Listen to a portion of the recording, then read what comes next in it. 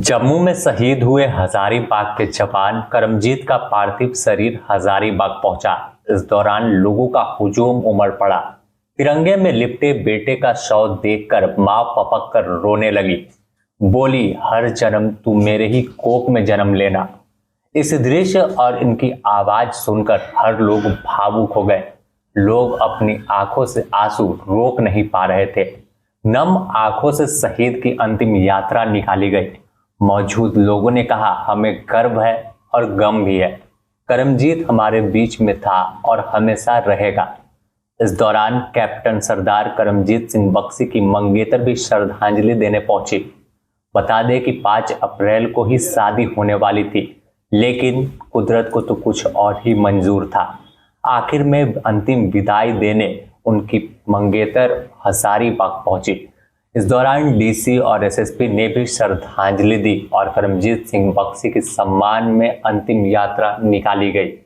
बता दें कि शहीद हुए हजारीबाग के जवान करमजीत सिंह का पार्थिव शरीर देर शाम रांची पहुंचा था, जिसके बाद रांची एयरपोर्ट पर शहीद के पार्थिव शरीर को राज्यपाल और मंत्री समेत सेना के तमाम अधिकारियों ने श्रद्धांजलि दी थी।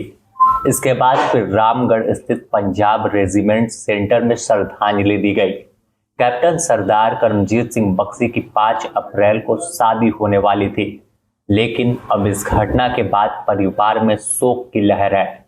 घर वालों का रो रो कर बुरा हाल है। करमजीत की शहादत की खबर न सिर्फ उनके परिवार बल्कि पूरे शहर को झकझोर कर रख दिया है। उसकी मां की आंखों ने बेटे की शादी के सपने देखे थे, लेकिन अब वही आंखें आंसुओं से भर गई है। उसके पिता का सिर गर्व से ऊंचा है, लेकिन बेटे की विदाई के बोझ से उनके कंधे झुके हुए हैं।